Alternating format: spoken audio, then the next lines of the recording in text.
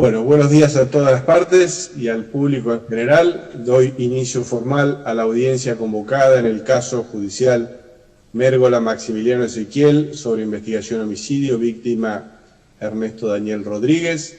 Esta audiencia ha sido convocada en el día de hoy para dar la resolución que ha adoptado este tribunal en función del planteo efectuado por la defensa en días pasados en el marco de esta causa.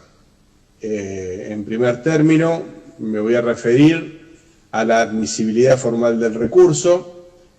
Al respecto, debo decir que tanto la Fiscalía como la querella particular sostuvieron que no tenían objeciones formales para que el tribunal procediera a resolver sobre el fondo de la cuestión planteada, en razón de lo cual consintieron que el recurso sea declarado formalmente admisible. Habiendo expresa conformidad de las partes y resultando manifiesto que el recurso fue interpuesto en tiempo y forma y por parte expresamente legitimada para ello, consideramos por unanimidad que corresponde declararlo formalmente admisible. Entrando ahora sí a resolver el fondo de los agravios. La defensa interpuso dos tipos de agravios distintos. En el primero de ellos, compuesto por varias cuestiones, planteó en primer término que la parte acusadora no habría tenido legitimación para interponer un recurso de revisión, por el recurso de revisión de lo resuelto por el doctor Revisor en los términos del artículo 118 del Código Procesal, por aplicación del principio de taxatividad de los recursos. La segunda cuestión que planteó dentro de este primer agravio se refiere a que el Tribunal de Revisión no habría tenido facultades para resolver una cuestión relacionada con la inconstitucionalidad de una norma, tal como había sido resuelto por el juez de garantías. La primera de sus quejas la fundó en que la falta de legitimación aludida se debe a que el artículo 118 solo autoriza a los acusadores a impugnar la resolución que rechace o revoque una medida de coerción.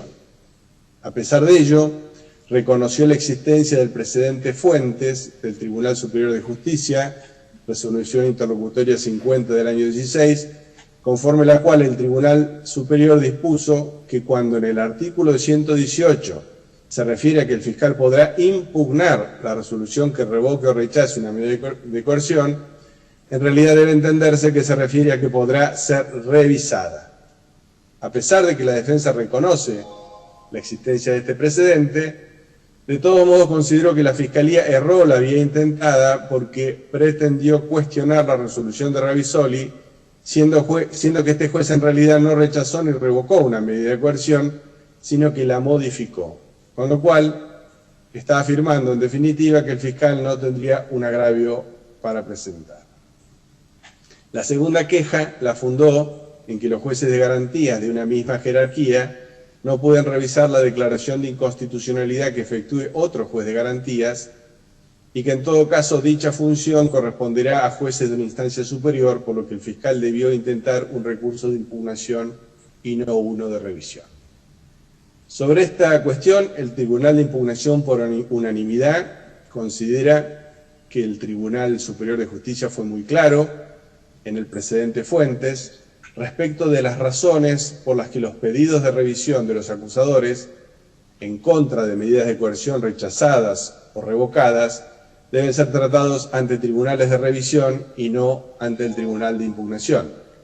El argumento de la defensa tiene por finalidad intentar reeditar una discusión jurídica que, a nuestro modo de ver, se encuentra perimida y resuelta de manera unánime, tanto por distintas integraciones del Tribunal de Impugnación como por el Tribunal Superior de Justicia. Se trata de una jurisprudencia consolidada que da certeza a las partes y despeja dudas de cuál es la vía recursiva que debe ejercerse, por lo que su planteo en esta instancia no tiene ninguna otra significación jurídica que la de sostener una disconformidad con lo resuelto en el precedente indicado. Dicha disconformidad no torna al acto arbitrario ni le quita jurisdicción al Tribunal de Revisión para resolver la cuestión planteada. No puedo pasar por alto, además, que conforme lo afirmó la Fiscalía, ya hubo incluso una intervención anterior de un tribunal de revisión a pedido de la Fiscalía en este mismo caso, la que no fue cuestionada por la defensa, con lo cual resulta poco menos que llamativo que ahora sí cuestione la posibilidad del acusador de recurrir a esa vía para apelar una decisión, cuando antes consintió un pronunciamiento similar. Sin perjuicio de ello, la defensa omitió por completo referirse a qué agravio le causó que el fiscal haya recurrido ante un tribunal de revisión en lugar de hacerlo ante un tribunal de impugnación. Como bien saben las partes, conforme el artículo 227 infine del Código Procesal, solo pueden ser impugnadas las decisiones judiciales cuando causan un agravio. La defensa nunca hizo referencia a qué agravio concreto y puntual le generó que el fiscal haya recurrido en revisión en lugar de hacerlo en impugnación.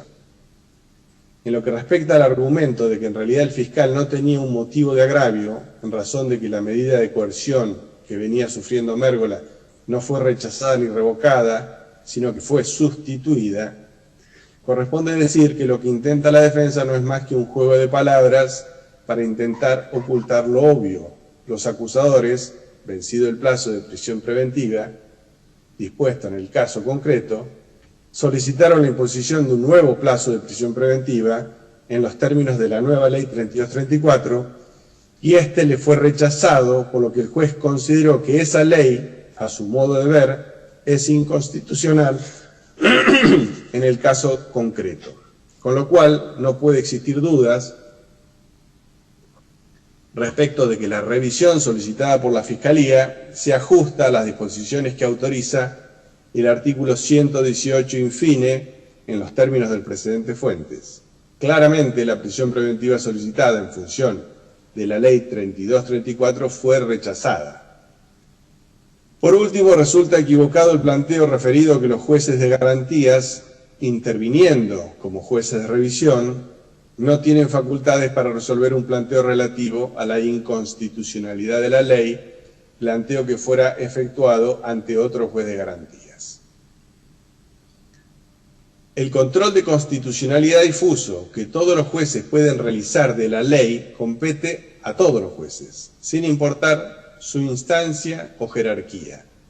En su calidad de juez de revisión, los jueces pueden, si la ley les otorga la función de ejercer esa atribución legal, dentro de la que se incluye claramente la de ejercer el control de constitucionalidad de una norma, sea a pedido de parte o inclusive de oficio. En función de todos estos argumentos, corresponde rechazar íntegramente el primero de los agravios sostenidos por la defensa.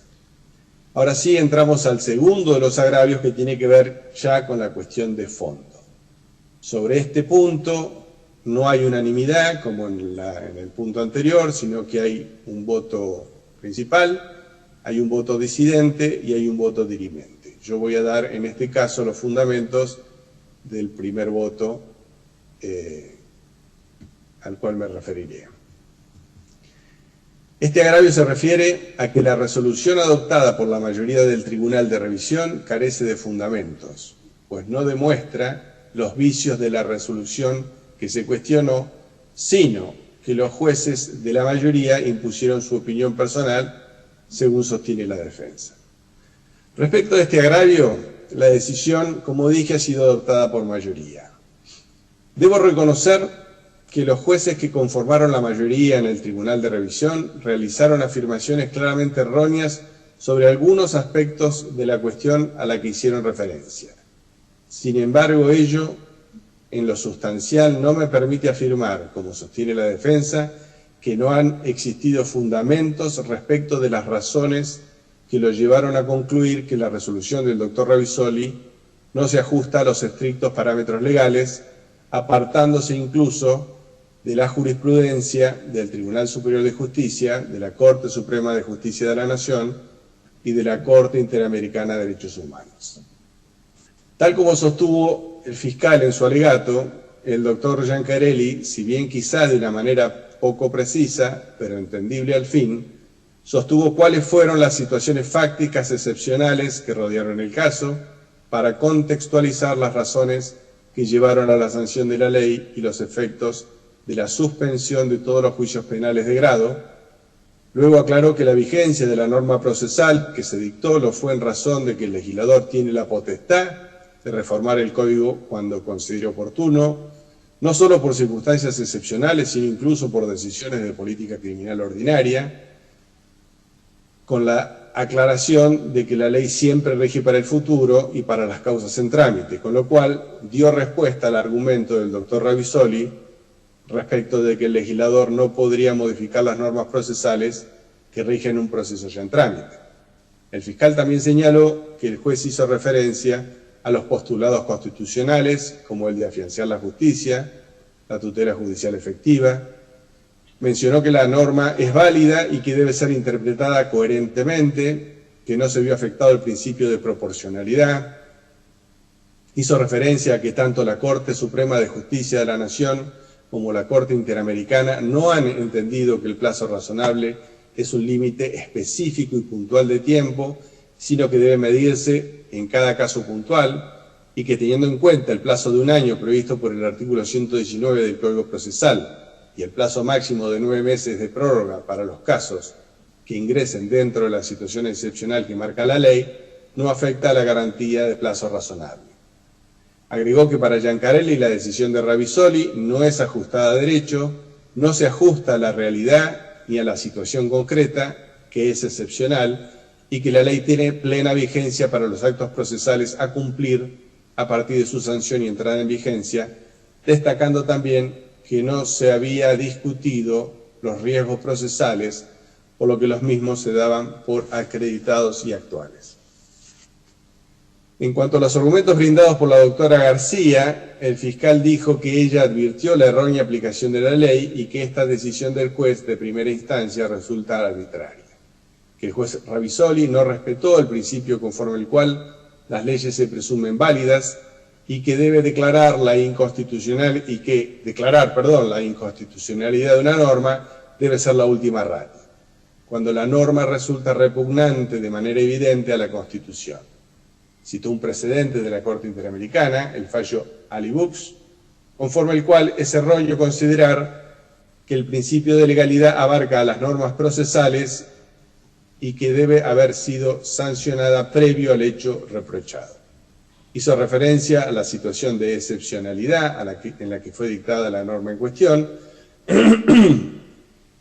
y que haber intimado a que se lleve a cabo el juicio cuando se sabe que están suspendidos por razones sanitarias resulta, a su modo de ver, irresponsable. El fiscal concluyó que conforme a estos argumentos no es cierto que el fallo de revisión carezca de fundamentos, sino que en realidad se trata de una discrepancia de la defensa con los fundamentos sostenidos. La querella adhirió en un todo a estos argumentos. Como ya sostuve, si bien los votos no fueron todo lo detallados que un planteo de inconstitucionalidad requiere, lo cierto es que distan de poder ser considerados infundados. Ello no quiere decir que yo comparta algunas afirmaciones claramente erróneas efectuadas por los jueces Giancarelli y García, como por ejemplo, que declarar la inconstitucionalidad de la ley afecta a la forma republicana de gobierno y la división de poderes, porque de ser ello cierto, implicaría desconocer el legítimo ejercicio del control de constitucionalidad difuso que todos los jueces tienen, y por ejemplo, que una ley de emergencia dictada en el marco de una situación de excepción constituye una excepción al principio de legalidad, lo cual es claramente un error jurídico porque el principio de legalidad no reconoce como excepción la circunstancia aludida. Sin perjuicio de ello, como ya sostuve, en lo sustancial, explicaron de manera elemental por qué consideran que la declaración de inconstitucionalidad de la ley 3234, efectuada por el doctor Ravisoli, debe ser revocada.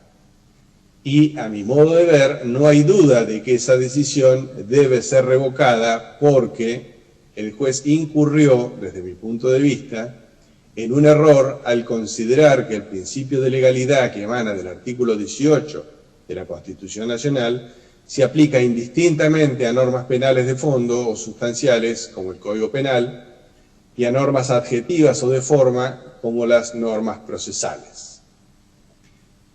El fiscal ya adelantó, y de manera muy perspicaz, cuál es mi punto de vista sobre esta cuestión, citándome de manera textual en un fallo que firmé en disidencia y en minoría en el año 2014, cuando recién se iniciaba la vigencia del actual Código Procesal. Si bien ahora el fiscal me cita para apoyar su postura, debo recordar que en aquella oportunidad la Fiscalía opinaba de manera exactamente opuesta a mi postura, porque lo que ellos solicitaban en ese momento era que se aplicaran las normas que regulan la prisión preventiva conforme a las disposiciones que estipulaba la ley anterior, que era el ahora viejo y derogado Código Mixto de la Ley 1677. Han pasado muchos años y aún mantengo la coherencia de sostener la misma interpretación de la ley, aun cuando hoy los efectos de esa interpretación no son los mismos. Voy a tratar de explicar qué es lo que se discute de la manera más didáctica posible, porque, para que sea entendido por todos, teniendo en cuenta que existe un gran interés para conocer lo resuelto en este fallo. La Constitución Nacional en su artículo 18 dice: ningún habitante de la nación puede ser penado sin juicio previo fundado en ley anterior al hecho del proceso. Este es el principio de legalidad. ¿Qué es lo que significa? Significa dos cosas. Primero, que para condenar a una persona primero hay que juzgarla.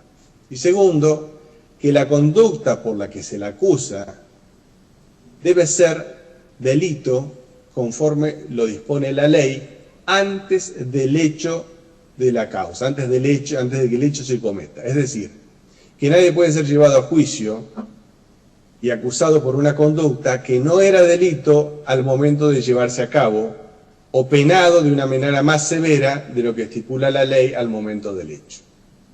¿Qué es delito y qué no lo es? Debe estar determinado por la ley penal de fondo antes del hecho.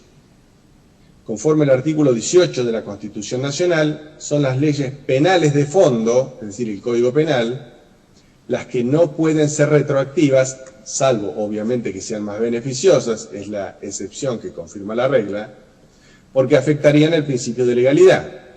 Si fuera retroactiva la ley penal de fondo, podríamos ser acusados hoy por conductas que cuando las hicimos no eran delito. De allí que se trate de una garantía fundamental de la Constitución. Lo que la defensa le planteó al juez Ravisoli es que la ley procesal debe ser considerada irretroactiva, al igual que la ley penal, por aplicación de la misma garantía. Los acusadores, en cambio, consideran que el principio de legalidad solo se aplica a las leyes penales y no a las leyes procesales. Eso es, en definitiva, lo que nos toca resolver. Debe quedar en claro que la ley procesal no determina qué conductas son delitos y cuáles no, sino que lo que determina es cómo se juzga a las personas acusadas de cometer delitos. Por ejemplo, qué tribunal deberá realizar el juicio, o si durante el juicio la persona acusada permanecerá detenida preventivamente o no, y por cuánto tiempo, o cuándo, cómo y ante quién se puede apelar una sentencia, etc. Es decir, determina la forma en la que se llevará adelante el juicio. El Código Procesal ha sido reformado muchas veces a lo largo de la historia. La última gran reforma se produjo el 14 de enero del 2014 y fue allí cuando se adoptó el actual sistema de juzgamiento, el que es absolutamente distinto al que existía antes. Para determinar si una conducta es o no delito, debemos determinar si cuando ésta se produjo, la ley lo consideraba delito, la ley penal. Por ello, la fecha de la comisión de la conducta es la que define qué ley penal de fondo se aplica a ese caso concreto. En cambio, las normas procesales regulan el desarrollo de un juicio que transcurre a lo largo de un periodo de tiempo. Si la fecha del hecho determinara la ley procesal que corresponde aplicar, solo se hubiera podido aplicar el nuevo Código Procesal a las personas que cometieron delitos luego del 14 de enero del 2014, fecha en la que comenzó a regir el Código actual. Sin embargo, todos los jueces, defensores y fiscales aceptamos que el nuevo Código Procesal se aplicara a todos los delitos, sin importar si fueron cometidos antes o después de la entrada en vigencia del nuevo Código Procesal. ¿Por qué ocurrió ello? Porque la ley procesal no se rige por la fecha en la que se cometió el delito, sino que se rige por la ley vigente al momento en el que el acto procesal se lleva a cabo. En ello es en lo que erró el juez Ravizoli. Debo decir en su defensa que algunos doctrinarios y jueces opinan como él. Sin embargo, no es lo que consideran el Tribunal Superior de Justicia, la Corte Suprema de Justicia de la Nación y la Corte Interamericana de Derechos Humanos, como luego explicaré. En el caso de autos, nos toca resolver esta cuestión sobre ciertos hechos que no han sido cuestionados. Primero, que actualmente se encuentra vigente el artículo 119 del Código Procesal, el que dispone un plazo máximo de 1 año de prisión preventiva. Segundo, que el acusado venció ese plazo el 9 de julio del 2020.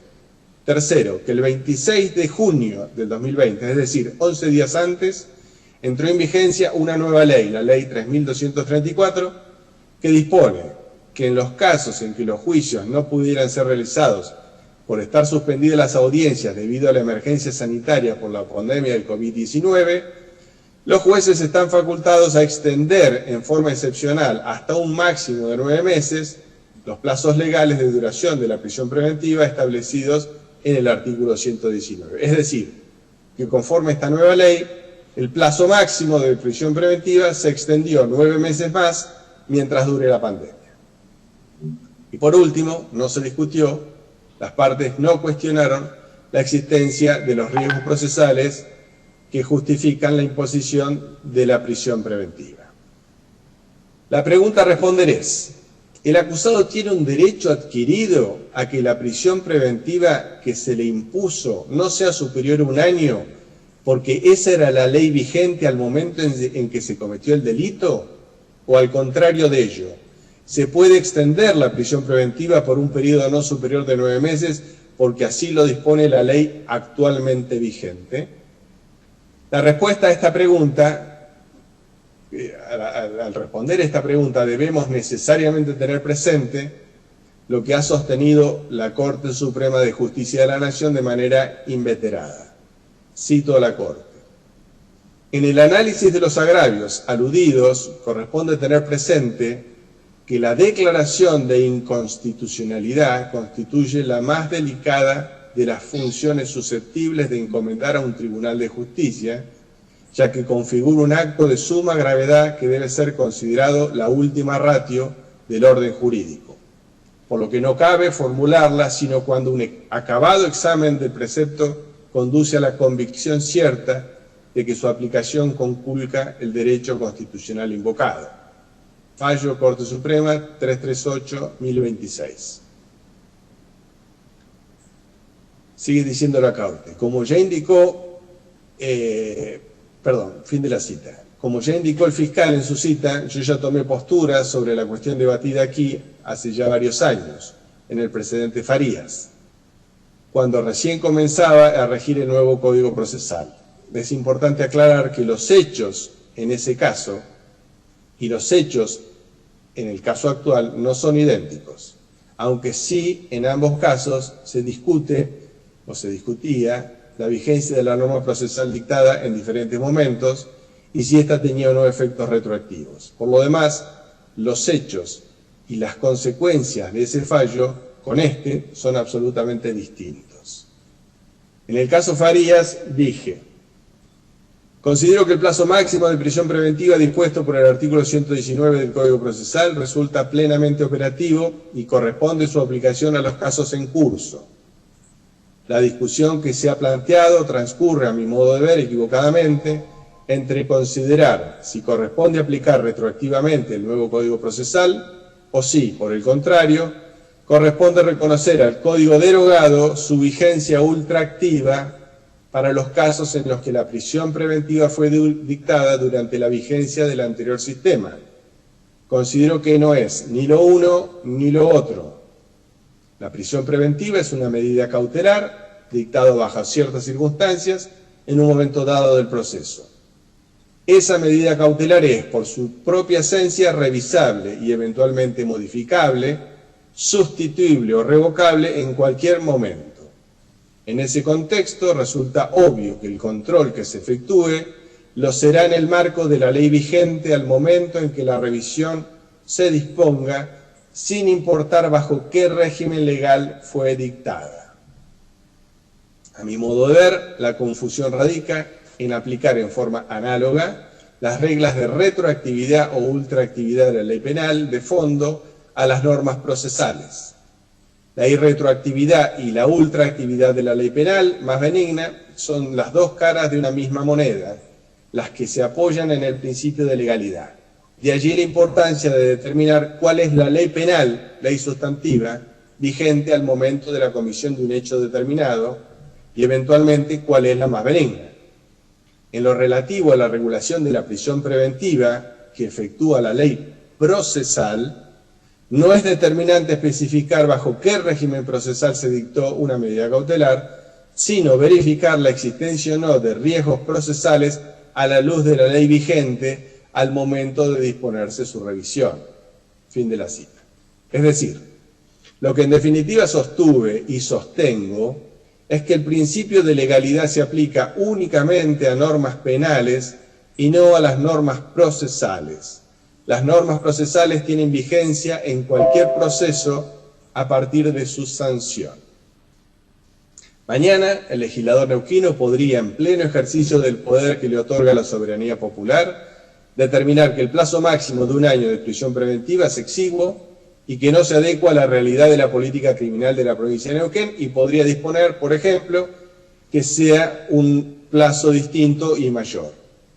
De la misma manera, podría modificar cualquier otra norma vigente, podría crear más instancias recursivas o modificar las existentes, podría ampliar los plazos procesales o reducirlos en función de criterios de política criminal. Lo único que no puede hacer el legislador es dictar nuevas normas que vulneren el derecho de defensa en juicio y el debido proceso legal. Pero puede, mientras ello no suceda, modificar total o parcialmente el Código Procesal vigente, siempre, claro está, que esa modificación tenga efectos hacia el futuro. Y al igual de lo que ocurrió cuando entró en vigencia el actual Código, que se aplicó a todos los casos en trámite en aquel momento, esas eventuales modificaciones que pueda hacer, totales o parciales, entrarán en vigencia a partir del momento de su sanción en adelante y para todos los casos. Al respecto, la jurisprudencia es mayoritaria en admitir la vigencia de las nuevas leyes procesales dictadas en el marco de un proceso penal ya iniciado, sea que se trate de reformas íntegras del sistema de juzgamiento o de reformas parciales que modifican algunas de las normas, aun cuando se encuentren en juego garantías constitucionales de tanta trascendencia como la del juez natural. Sobre esta cuestión, la Corte Suprema de Justicia de la Nación sostuvo, cito, corresponde remarcar que este tribunal ya ha dicho reiteradamente que las leyes modificatorias de la ley de la jurisdicción y competencia se aplican de inmediato a las causas pendientes, en tanto la facultad de cambiar las leyes procesales es un derecho que pertenece a la soberanía. En ese sentido, no existe derecho adquirido a ser juzgado por un determinado régimen procesal, pues las normas de procedimiento y jurisdicción son de orden público, especialmente cuando estatuyen acerca de la manera de descubrir y perseguir delitos. Fallos 249, 343, 321, 1865, 326, 2805, entre otros. Continúa diciendo la Corte. Esto por cuanto la cláusula del artículo 18 no establece que ningún habitante de la nación, establece que ningún habitante de la nación pueda ser sacado de los jueces designados por la ley antes del hecho de la causa. Ello no impide la inmediata aplicación de nuevas normas de competencia, inclusive a las causas pendientes. Y agrega, a la luz de esta doctrina y en virtud de lo planteado, cabe concluir que la aplicación de la ley 2784, que es el Código Procesal Neuquino, ni más ni menos, el trámite de la presente causa no conculcó la garantía constitucional del juez natural consagrada en nuestra Constitución, fallos canales. En ese caso, lo que se discutía era que cuando había ocurrido el hecho, el Código Procesal no preveía el juzgamiento por jurados, con lo cual la persona acusada se consideraba con derecho a ser juzgado por jueces profesionales y no por jurados. Y lo que dijo la Corte, en definitiva, es que se debía aplicar a ese caso la ley vigente al momento en que se tiene que llevar a cabo el juicio y no la ley vigente al momento en que ocurrió el hecho. Lo que está decidiendo la Corte es extremadamente claro. El hecho de que en el transcurso del trámite de un proceso se modifiquen las normas aplicables al punto de que se modifica quién debe juzgar un caso, de ninguna manera afecta ningún derecho adquirido del acusado, debiendo aplicarse las nuevas normas procesales, y ello no afecta la garantía al juez natural incluida en el artículo 18 de la Constitución Nacional. Debo recordar que el principio de legalidad también es una garantía que se encuentra reconocida en el mismo artículo 18 de la misma Constitución Nacional. Con lo cual, si no se afecta una garantía, no se afecta la otra. En conclusión, para la Corte Suprema, las normas procesales vigentes al momento de cometerse el hecho no generan un derecho adquirido al acusado, conforme el cual deberá aplicársele esa norma a lo largo de todo el proceso de manera excluyente. Al contrario, si en el transcurso del proceso se modifica la ley procesal, corresponde aplicar la nueva ley aun cuando ello implique modificar quién deberá juzgar el caso, y ello no afecta la garantía constitucional del juez natural o, como en el caso de autos, el principio de legalidad. Esta doctrina ha sido sostenida también por la Corte Interamericana de Derechos Humanos, la que se refiere a que las normas procesales corresponden ser aplicadas desde el momento de su sanción en adelante. El caso ya fue citado durante la audiencia, es el caso Liaquat Ali Alibux versus Surinam, sentencia del 30 de enero del año 2014. Allí la Corte Interamericana dijo: adicionalmente, la Corte observa que el Tribunal Europeo de Derechos Humanos ha señalado que el principio de legalidad no establece ningún requisito respecto al procedimiento a seguir para la investigación y el enjuiciamiento de los delitos. La aplicación inmediata de normas que regulan el procedimiento, principio tempus regic actum, no es contrario a los principios de legalidad e irretroactibilidad.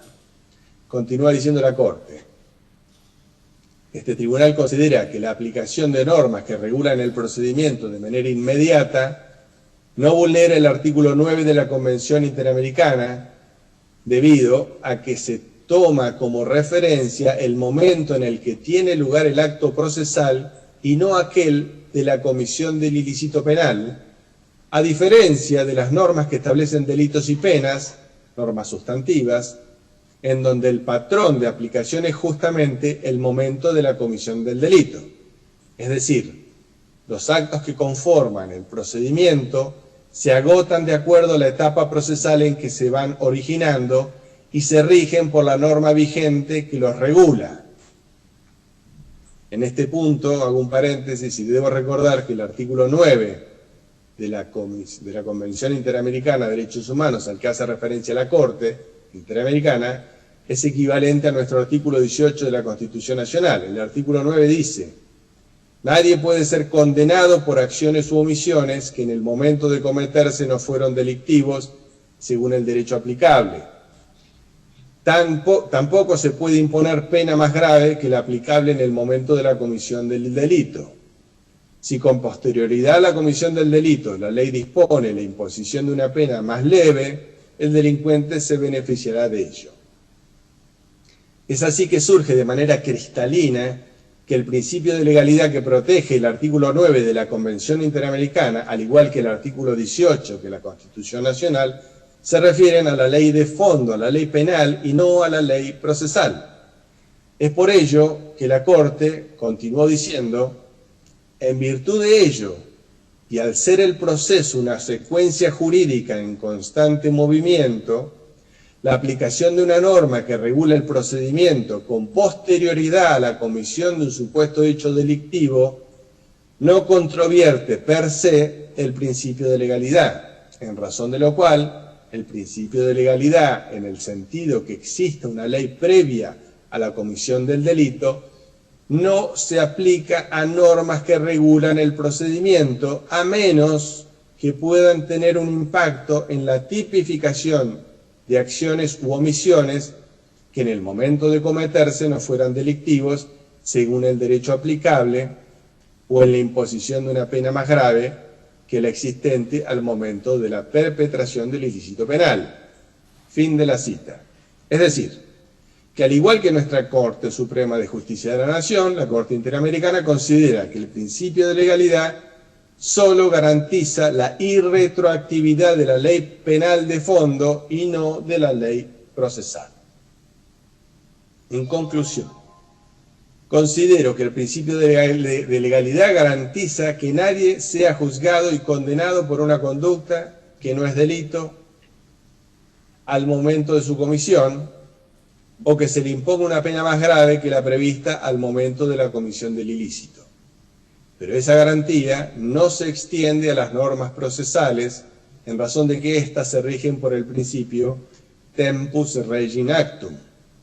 Las normas procesales se aplican desde su sanción hacia adelante a todos los procesos en trámite, sea que la modificación implique un cambio total del sistema de enjuiciamiento o un cambio parcial de alguna norma específica.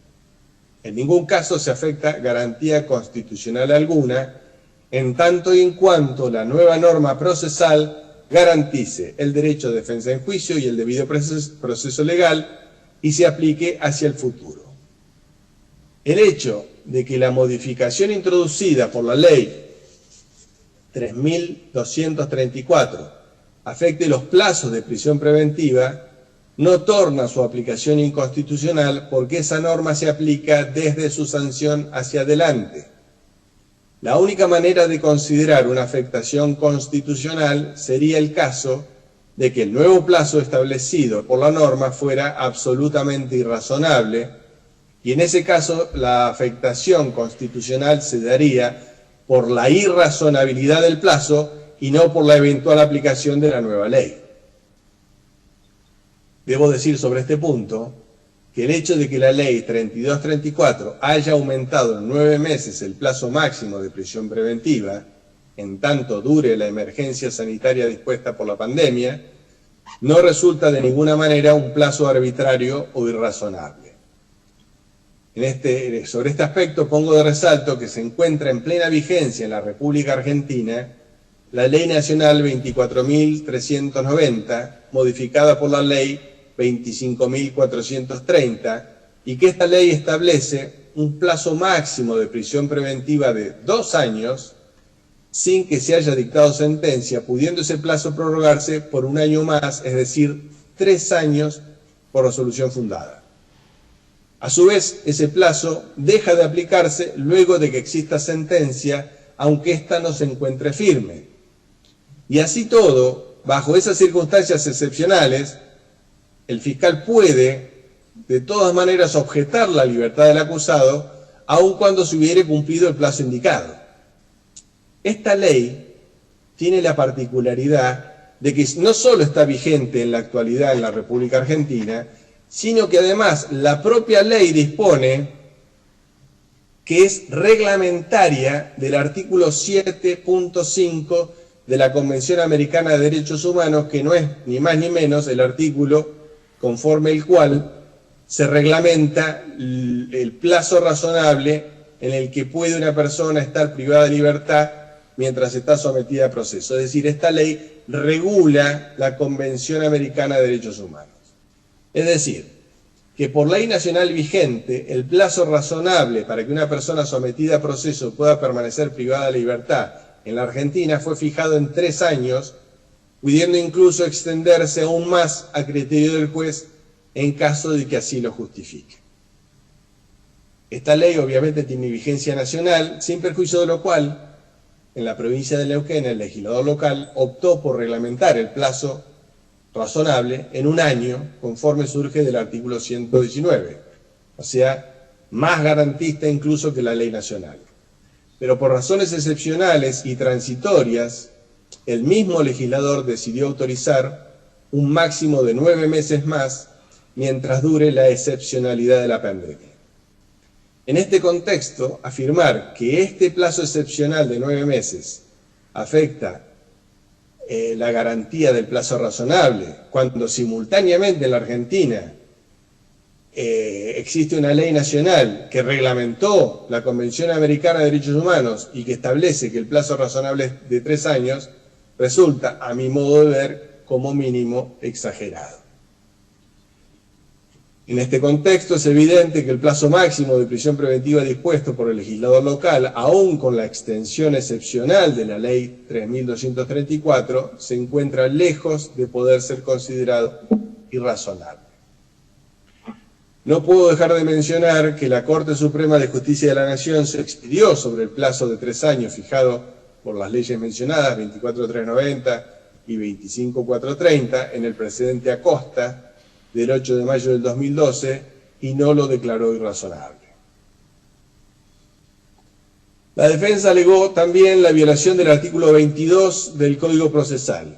Como ya indiqué, el principio de legalidad que surge del artículo 18 de la Constitución y 9 de la Convención Americana y la consecuente regla de irretroactividad se aplican únicamente a la ley penal de fondo. En función de ello, hay que explicar el contexto en el que el artículo 22, una norma procesal, tiene operatividad. La ley 3234 fue publicada y entró en vigencia el 26 de junio del 2020. Por aplicación del principio Tempus Regit Actum, los efectos de esa ley se proyectarán hacia el futuro únicamente. Esa ley no tendrá efectos sobre actos jurídicos ya sustanciados, no pudiendo modificarlos de ninguna manera. De allí que la aplicación de la ley 3234 a todos los casos en los que corresponde aplicarla a partir de su entrada en vigencia no afectará de manera alguna la irretroactividad que dispone el artículo 22. Ello fue así sostenido por el Tribunal Superior de Justicia en el precedente Farías, acuerdo 6 del 2014, en el que sostuvo que la ley 2784, es decir, el código vigente, el código actual, se aplicaba desde su sanción en adelante, a pesar de que los hechos del caso que se habían cometido bajo la vigencia del código anterior, por aplicación justamente del artículo 22 del Código Procesal vigente. Cuando el fiscal solicitó la aplicación de la ley 3234 al presente caso, por considerar que existían riesgos procesales que así lo justificaban, dicha ley ya estaba vigente y el acto procesal en el que se dispuso la nueva ley tuvo efectos hacia el futuro. La sanción de normas procesales que determinan y justifican la imposición de medidas cautelares se relacionan directamente con decisiones de política criminal que adopta el legislador en pleno ejercicio del mandato que le otorga la soberanía popular, analizando las situaciones particulares de cada momento dado. En el contexto actual, el legislador ha considerado que las circunstancias excepcionales que rodean la situación fáctico-jurídico de las causas de la provincia de Neuquén hace necesario sancionar la ley 3234 con las consecuencias que de ella emanan. Las razones políticas que justifican esa decisión y que fueron adoptadas por la mayoría legislativa son, por definición, razones políticas y están exentas del control judicial. Los jueces solo podemos analizar si las normas se adecuan o violan la Constitución y no las bondades o defectos de los argumentos que llevaron a los legisladores a sancionarlas. El legislador local, en pleno ejercicio de sus prerrogativas constitucionales y en función de un análisis político de la situación jurídica en las que se encuentran las causas en trámite en la provincia de Neuquén, con motivo de la pandemia declarada, consideró necesaria la sanción de esta norma y los efectos de esta ley se harán efectivos desde su sanción en adelante. En conclusión, el principio de legalidad que emana del artículo 18 de la Constitución solo es aplicable a normas penales de fondo y no a normas penales. La Ley 3234 tendrá efectos jurídicos a partir de su entrada en vigencia para todos los casos en trámite o futuros en los que se den los extremos fácticos descritos en la norma, por lo que no se afecta a norma legal alguna, y en función de todo ello, ahora sí concluyo, considero que lo resuelto por los jueces de la mayoría en la instancia de revisión resulta de la aplicación razonable de la ley vigente y de los precedentes jurisprudenciales vigentes, debiendo confirmarse su resolución. Considero además que no corresponde la imposición de costas. Este es mi voto, y ahora sí le doy la palabra a la doctora Martini para que presente y exponga su voto. Bien, buenos días.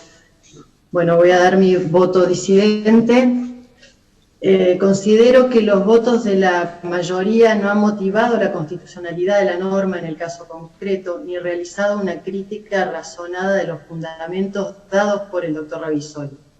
En el caso del doctor Giancarelli no ingresó al análisis de inconstitucionalidad propiamente dicho, limitándose a sostener la aplicabilidad de la ley en virtud de la situación excepcional impuesta por la emergencia sanitaria. Sostuvo también que el plazo extendido de 9 meses previsto en la ley era razonable, no analizó el plazo concreto en el caso del legajo de Mérgola, y también dijo que no se afectó la proporcionalidad en el caso concreto, entendiendo que debía afianzarse la justicia y la tutela judicial efectiva. Para arribar a tales conclusiones no aportó razón alguna, mientras que la doctora García afirmó también dogmáticamente que la norma era constitucional, apelando a principios generales sobre la presunción de validez de las normas y la última ratio de la declaración de inconstitucionalidad, sin ingresar al análisis concreto planteado sobre la eventual inconstitucionalidad de esta ley que había sido declarada por el doctor Ravizoli. También sostuvo, y esto ya hizo referencia mi colega, que la decisión afectaba el sistema republicano de gobierno y la división de poderes. En este punto coincido con el voto que me precede, que justamente en ejercicio de la forma republicana de gobierno y de la división de poderes que se establece un sistema de controles mutuos, del que emana el control de constitucionalidad de las leyes fijado por el artículo 226 de la Constitución Provincial. No realizar un análisis sustancial de la constitucionalidad de la norma en el caso concreto es lo que lesiona la forma republicana de gobierno al no cumplir con la competencia asignada por la Constitución para realizar dicho control. La temporalidad de la norma, por otra parte, que es el fundamento que dieron ambos magistrados, pero más el voto del doctor Giancarelli, no justifica suspender la garantía de irretroactividad prevista por el artículo 22 del Código de Procedimiento, como así la aplicación de la ley procesal más benigna prevista en el artículo 8 del mismo ordenamiento local, en el contexto de la declaración de emergencia sanitaria, restringiendo la libertad del señor Mérgola. En definitiva, entiendo que los votos no dan razones suficientes para inaplicar normas procesales vigentes al momento del proceso que dio lugar el hecho que se le imputa al señor Mérgola. Al no refutar, por otra parte, al no refutar ni contestar el voto dirimente, los argumentos sostenidos por el doctor Bordón en su voto disidente, estamos en presencia de una mayoría aparente, infundada. Entrando al análisis de la inconstitucionalidad de la ley en el caso concreto, entiendo que para establecer si una norma puede aplicarse retroactivamente, se debe tener en cuenta que el principio constitucional, el principio de legalidad, es una garantía y su finalidad entonces es limitar el poder del Estado. ¿De qué manera? Impidiendo la aplicación de una ley posterior al hecho del proceso que menoscabe el ejercicio de derechos acordados por la ley anterior a ley.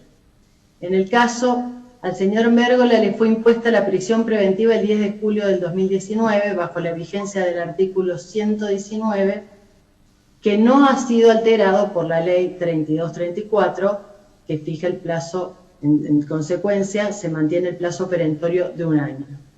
La ley en cuestión extiende excepcionalmente el plazo máximo de duración de la prisión preventiva, por lo que restringe el derecho a la libertad acordado por el artículo 119 vigente al momento del hecho que dio origen al proceso por el cual se dispuso la prisión preventiva del señor Mérgola el 10 de julio del 2019, con lo cual esta extensión aplicada al caso lo que hace es dejar sin efecto el derecho ya adquirido que tenía el señor Mérgola a obtener su libertad el día 10 de julio del 2020.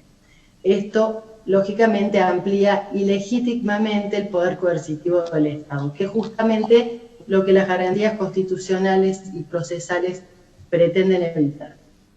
Es necesario resaltar, como lo hizo el doctor Bordón en su voto, que las normas en cuestión se excluyen recíprocamente. Es decir, me estoy refiriendo al artículo 119 y al artículo primero de la ley 3234. No admiten ser aplicadas simultáneamente o ser interpretadas de modo complementario porque la existencia misma de un plazo máximo impide la extensión. Que sea máximo implica per se que no puede ser extendido. Opera un principio lógico de no contradicción. Entiendo que la única extensión prevista por la ley, y de hecho en situaciones excepcionales, es la que recepta el artículo 224, inciso primero, en los casos de asuntos complejos. En aquellos casos excepcionales, el legislador previó que podía extenderse el plazo de 1 año hasta 18 meses. Esa es la única situación excepcional que el legislador previó. Entonces, la inaplicabilidad de la ley 3234 al caso resulta de la interpretación armónica de lo dispuesto por el artículo 119 en función de lo prescripto por los artículos 8, 9, 22 y 23, cuya vigencia no fue suspendida por la ley 3234, los cuales disponen: artículo 8.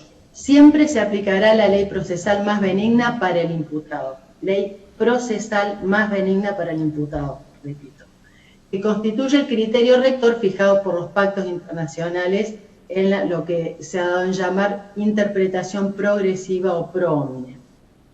Este mismo artículo establece que en caso de duda deberá decidirse lo que sea más favorable al imputado.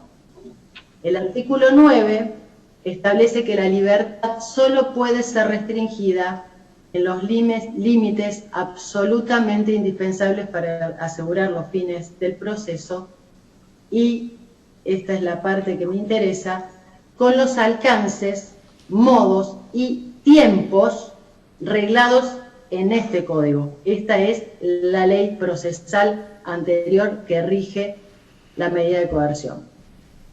Esta norma receptaría el artículo 7, inciso 2 de la Convención Americana de Derechos Humanos, que dispone que solamente puede restringirse la libertad personal, esto es como consecuencia de que la regla es la libertad, solo puede restringirse por las causas y condiciones fijadas de antemano, que es lo que determina la tipicidad procesal, precisión y previsibilidad a la que refirió el doctor Bordón en su voto cuando citó el fallo de la Corte Interamericana de Derechos Humanos, Chaparro versus Ecuador. El artículo 22, por su parte, establece que las normas procesales no tendrán efecto retroactivo. Las normas procesales, expresamente el legislador lo previó. O sea que no pueden aplicarse a procesos en trámite, iniciados bajo la vigencia de la ley anterior, salvo que fuera más benigna por aplicación del artículo 8. Por su parte, el artículo 23 establece todas las normas que coarten la libertad personal del imputado o limiten el ejercicio de sus derechos se interpretarán restrictivamente. Además de todas estas razones que hacen a la interpretación armónica de las normas que constituyen y que guían el Código de Procedimiento, que lo que hizo fue el legislador neuquino adecuar el modelo procesal al diseño constitucional del debido proceso acusatorio. Además, tratándose de obligaciones asumidas por el Estado argentino como Estado parte de las Convenciones Internacionales de Derechos Humanos, el Estado provincial está obligado a respetar los pisos inderogables fijados por el derecho internacional de los derechos humanos, a riesgo de generar la responsabilidad del Estado nacional. En materia de derechos humanos opera el principio de ejecutividad, que impone la aplicación directa de las normas convencionales por parte de los jueces ante la omisión de los estados de adecuar los mecanismos jurídicos, políticos e institucionales para hacer efectivos los derechos fijados por la Corte. En este caso, el derecho había sido fijado por el legislador claramente fijando el plazo razonable, reglamentando el artículo 7.5 de la Convención Americana de Derechos Humanos. Piso inderogable para la provincia en este momento. Una norma que extiende excepcionalmente el plazo máximo fijado en el contexto de un modelo acusatorio es regresiva en términos del derecho humano a la libertad durante el proceso penal y en consecuencia no es susceptible de aplicación retroactiva en tanto perfora el plazo máximo perentorio y fatal fijado en carácter de plazo razonable por el legislador neuquino. La regla de la libertad, lo que se ha dado en llamar tipicidad procesal de la restricción durante el proceso previsto por el artículo 9 ya citado, que deviene del estado de inocencia previsto por el artículo 8, es la que motiva las limitaciones a la prisión preventiva como situación excepcional, provisoria y subsidiaria, que además debe resultar necesaria, idónea y proporcional a los riesgos procesales que pretende neutralizar. Todos estos principios han sido elaborados por la teoría general de las medidas de coerción por Julio Mayer y también por el doctor Brusone y entre otros por Marcelo Solimine. Por su parte, el límite máximo de duración fijado por el artículo 119 del Código de Procedimiento constituye la regulación, como ya lo dije, de un paso dispuesto por la Convención Americana de los Derechos Humanos. Es decir, el legislador, vuelvo a repetir, receptó en el contexto del modelo acusatorio diseñado por la Constitución Nacional, receptó y regló este plazo máximo que ya no podrá ser limitado, entiendo yo, por la autoridad local sin importar una regresión en materia de derechos humanos conquistados. Esto es el principio de progresividad de los derechos humanos. Por ende, no es un plazo arbitrario, sino que se correlaciona con los principios rectores del proceso, entre ellos el artículo 18 que prevé la justicia en tiempo razonable, el principio acusatorio que prevé la oralidad, publicidad, contradicción, simplificación, celeridad, demás plazos fatales dispuestos en consecuencia, como el plazo de investigación de 4 meses dispuesto por el artículo 158 y la duración total del proceso prevista por el artículo 87. O sea, el plazo máximo de 1 año para ser razonable se conjuga con una serie de plazos razonables y también fatales que estableció el legislador al legislar de modo armónico el nuevo modelo acusatorio. La extensión del plazo máximo desnaturaliza el plazo razonable, invierte la regla de la libertad durante el proceso. En este caso, la extensión de 6 meses implica la mitad del plazo máximo de duración del proceso. Digamos, al año que lleva el señor Mérgola privado de su libertad, le sumamos 6 meses, llegamos al año y medio. 1 año y medio de prisión preventiva, cuando la duración máxima del proceso es de 3 años, ya no resulta excepcional. Estamos alterando la teleología constitucional y la regla de la libertad, el derecho de todo ciudadano a la libertad que surge en el artículo 14 de la Constitución Nacional. Afecta el principio de proporcionalidad en función de la interpretación armónica de los plazos fatales previstos en el Código. Esto es central. De conformidad a las resoluciones de la Corte de Derechos Humanos, recientemente en los que fuera condenado el Estado argentino, son sentencias de octubre y noviembre del 2019. Me refiero a Romero, Félix, Hernández y Jenkins, todos contra el Estado argentino. La Corte profundizó su desarrollo doctrinario sobre la prisión preventiva, reiterando la regla de la libertad durante el proceso, estableciendo que la libertad personal solo puede ser afectada a través de una ley que, tan concretamente como sea posible y de antemano, establezca las causas y condiciones de la privación de la libertad, ratificando la Corte con estas sentencias la exigencia de ley anterior al hecho del proceso para las normas procesales que regulen las restricciones excepcionales a la libertad. En Romero Félix establece que nadie puede ser sometido a detención o encarcelamiento por causas y métodos que puedan reputarse incompatibles con el respeto de los derechos fundamentales del individuo, por ser, entre otras cosas, irrazonables, imprevisibles o faltos de proporcionalidad. Asimismo, ratifica el caso Chaparro Álvarez y Lapo Iñiguez versus Ecuador, que fue el fallo citado por el doctor Bordón, donde hace justamente remite al principio de previsibilidad y precisión de la ley procesal anterior. Entre otros casos que siguen esta misma línea, Argen y otros versus Costa Rica, el informe del comité, informe 458 de 1991, caso Mukung versus Cameron, del 10 de agosto del 94, y el informe del Grupo de Trabajo sobre la Detención Arbitraria del 24 de diciembre del 2012. Todos estos trabajos y estos fallos e informes ratifican el principio de ley procesal anterior. Por su parte, en Hernández, que es otro de los fallos de noviembre del 2019, la Corte sostuvo que el artículo 7.2 de la Convención remite automáticamente la normativa interna. Recordemos que el artículo 7.2 es el que prevé justamente una ley que de antemano fije las condiciones y el tiempo de detención. Cualquier requisito establecido en la ley interna que no sea cumplido al privar a una persona de su libertad generará que tal privación sea ilegal y contraria a la Convención Americana.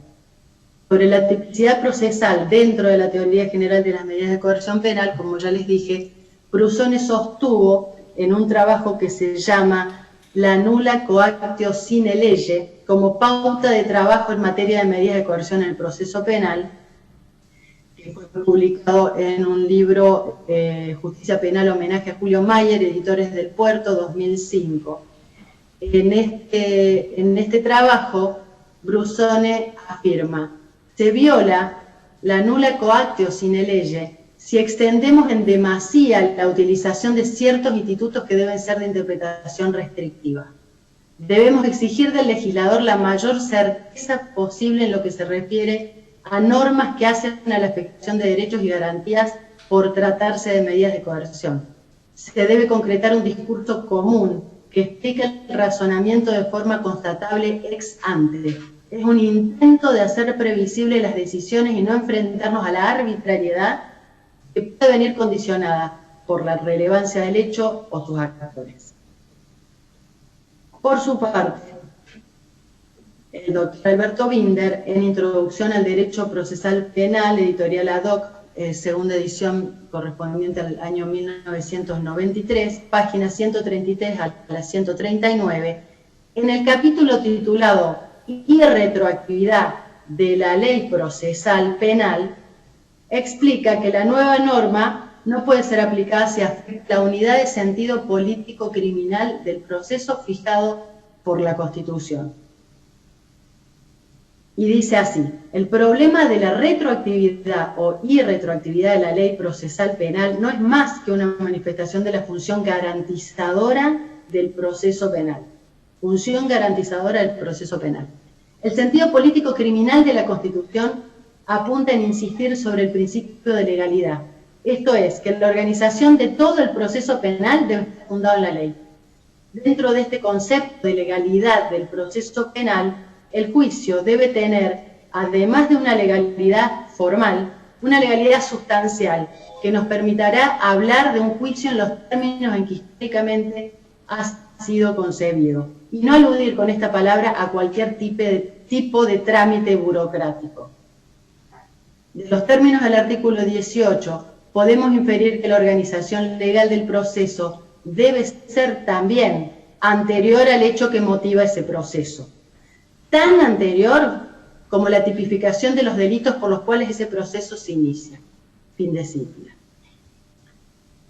En el caso Farías, al que se refirió el doctor Repetto, entiendo que no es contradictorio con lo que se está diciendo, porque justamente en el caso Farías, si uno toma el sentido político criminal que se mide con el diseño constitucional, el nuevo ordenamiento procesal que entró en vigencia el 14 de enero del 2014 era más garantizador que el anterior. Por ende, era aplicable tal como pretendió el doctor Repetto en su voto en minoría, que se aplicara el plazo máximo de un año y que se le decretara la libertad al señor Farías.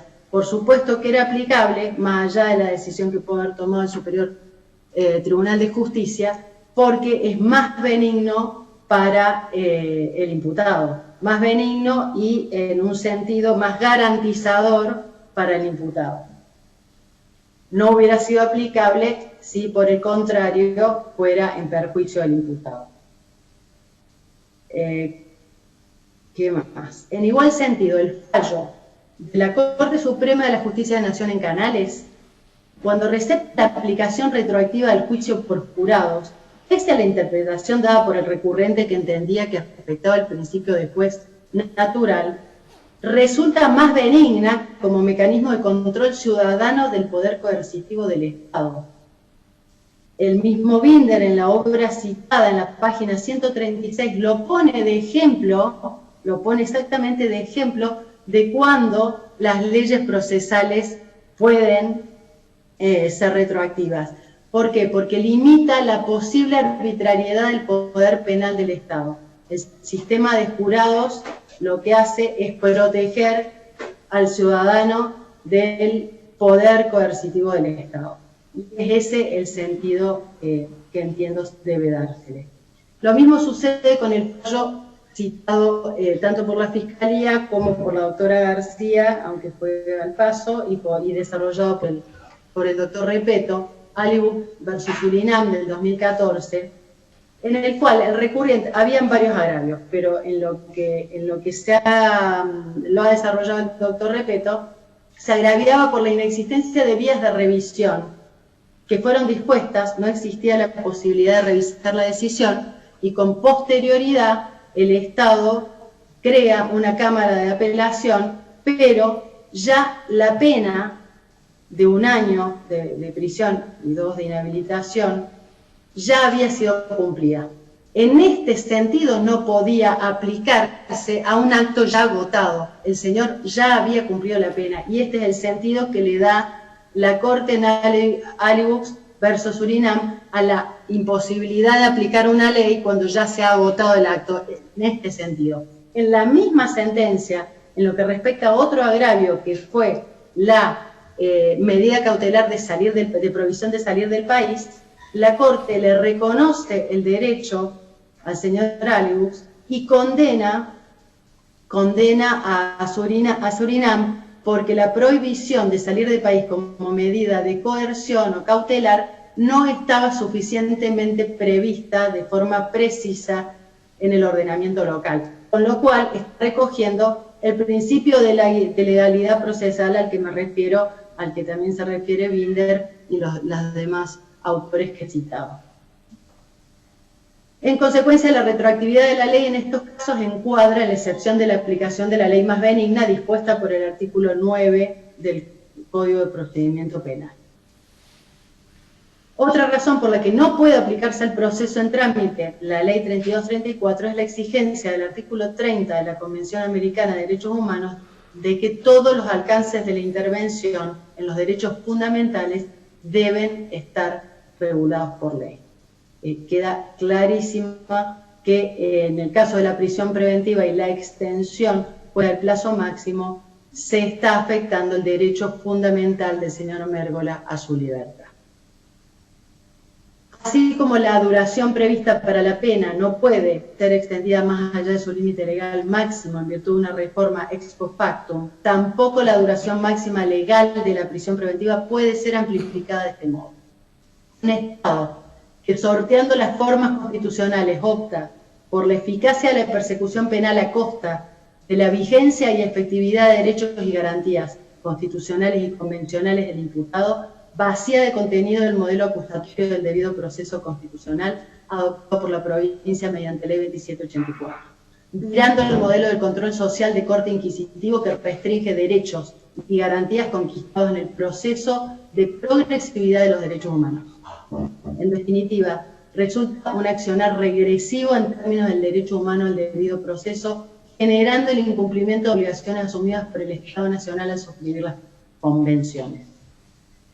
En cuanto a la lamentada excepcionalidad en la que intentó fundar su voto el doctor Giancarelli, entiendo que se trata de la declaración de emergencia sanitaria, no es una emergencia política constitucional. La forma que prevé nuestra Constitución para declarar una emergencia que sí pueda tener efectos sobre la suspensión de garantías es el estado de sitio, y solamente lo pueden hacer en caso de conmoción interior o ataque exterior, y debe ser declarado por los poderes del Estado Nacional. No solo ello, sino que el artículo 27 de la Convención Americana de Derechos Humanos, cuando regula la suspensión de garantías en estos casos, dispone: el derecho de suspensión de garantías debe ser informado por el Estado parte por conducta del Secretario General de la Organización de los Estados Americanos, de las disposiciones cuya aplicación haya suspendido, de los motivos que haya suscitado la suspensión y la fecha que haya dado por terminada tal suspensión. Estos requisitos son impuestos a los Estados partes en la voluntad eventual del Estado Nacional de declarar un estado de sitio, situación que no ha acontecido con la declaración de emergencia sanitaria. Entiendo que la declaración de la emergencia sanitaria a raíz de la pandemia y las disposiciones consecuentes de aislamiento y distanciamiento social no tienen entonces los efectos que los jueces de la mayoría pretenden atribuirle, como si fuera una ley de emergencia. La emergencia sanitaria no legitima la suspensión temporal de los derechos y garantías previstos por leyes procesales y constitucionales. La excepcionalidad de la situación social que habilitaría la norma en cuestión está basada en la emergencia sanitaria a raíz de la pandemia desatada por el COVID-19. La emergencia sanitaria en sí implica una serie de disposiciones ejecutivas de duración temporal que desalientan la movilidad y reunión de personas como mecanismo de limitación de su propagación a fin de no saturar el sistema de salud. Las disposiciones ejecutivas son entonces exclusivamente en uso del poder de policía de salubridad del Estado para proteger la salud de la población, no para suspender derechos y garantías de los imputados. La nueva realidad social imperante impuso el accionar del Estado para desalentar la propagación, incluyendo la reeducación de actividades estatales bajo protocolos sanitarios con contralor de las áreas de salud pública. Como consecuencia de ello, los juicios penales en la ciudad de Neuquén no han podido desarrollarse a la fecha. Ahora bien, esta imposibilidad no justifica perforar el piso inderogable que en materia de libertad personal durante el proceso el legislador neuquino previó al establecer un año el plazo razonable para la prisión preventiva, reglamentando, como ya lo he repetido, el artículo 7.5 de la Convención Americana de Derechos Humanos, en conjunto y consistentemente con el plazo fatal de investigación y el plazo de duración total del proceso, que impide que el mismo se transforme en una pena anticipada. En síntesis, la norma cuestionada resulta inconstitucional en el caso concreto, por cuanto lesiona la irretroactividad de la ley que deja sin efecto el plazo máximo de prisión preventiva en perjuicio del imputado. El plazo máximo es un plazo perentorio y fatal, no susceptible de extensiones excepcionales, salvo la prevista por la misma ley anterior, es decir, el Código Procesal Penal en el artículo 224.1 para casos complejos, asuntos complejos. No puede ser modificado voluntad del legislador ante atribuidos estados de excepción que no legitiman la suspensión de garantías convencionales en los términos previstos por el artículo 27 de la Convención Americana de Derechos Humanos. Por ello, entiendo que la resolución dictada por el voto de la mayoría debe ser revocada, confirmando en consecuencia la decisión del doctor Ravizoli, mediante la cual declaró la inconstitucionalidad de la ley 3234 en el caso concreto. Este es mi voto. Doctor Varese tiene la palabra. Muy bien. Bueno, dentro de los votos que, tanto el voto ponente del doctor Repetto como el voto disidente de la doctora Martini, hemos escuchado de que se ha mencionado la palabra arbitrariedad, de que si la resolución se ajustaba a los parámetros legales. En definitiva, esa falta de motivación que le tildan los jueces de revisión y que no comparte que comparte la doctora Florencia Martini, yo entiendo, al igual que en este punto, al igual que el doctor Repetto, de que los votos de la mayoría distan mucho de ser arbitrarios. El doctor Repetto ha sido extenso en explicar y muy didáctico para comprender de cuál fue el meollo de la discusión en esta impugnación. Es decir, si el principio de legalidad del artículo 18 de la Constitución Nacional solo es aplicable a normas penales y no a normas procesales. Es decir, de que el tema a decidir, entiendo de que gira en torno a lo que han planteado los impugnantes relativo a la constitucionalidad o no de la ley 3234. Y si el principio de legalidad se ajusta a las leyes procesales, y en eso está el núcleo de la deliberación. Como lo ha mencionado el doctor Repetto, la ley 3234 aumenta el plazo de la prisión preventiva en 9 meses. Y este plazo se extiende en forma excepcional y abarca los plazos establecidos en los artículos 119 y 224. Quiero hacer un paréntesis aquí porque esto ha sido también objeto de deliberación y en ese sentido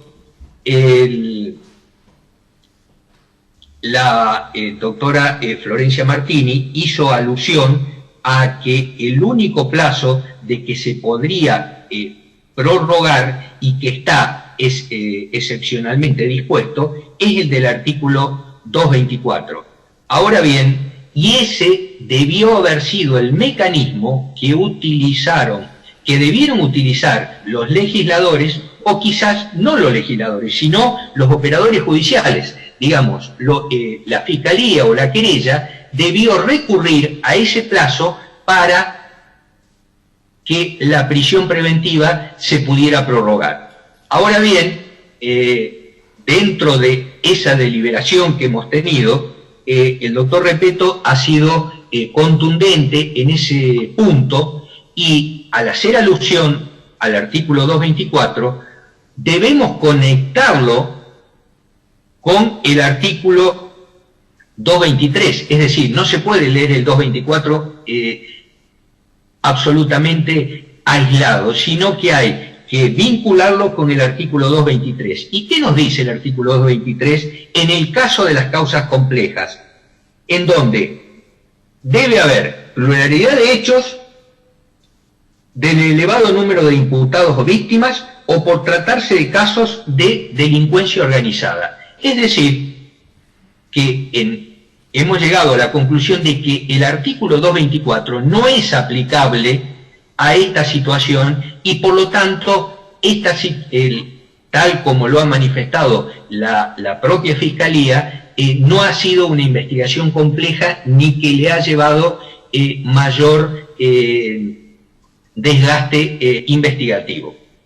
Es decir, que volviendo a la impugnación y a la existencia o no de que la ley 3234 es constitucional o no. Y ese realmente, el artículo primero, fue el artículo de la discordia, y me parece bien que los señores defensores hayan sido los que postularon este debate y esta impugnación. ¿Y por qué digo esto? Porque la defensa oficial siempre estuvo preocupada y se ha ocupado por el respeto de todas las garantías constitucionales y procesales. Ahora, en efecto, existe un principio general por el cual todas las leyes se presumen válidas y deben aplicarse respetando siempre el principio de la formulación legal del derecho, al que todos los jueces debemos aplicar.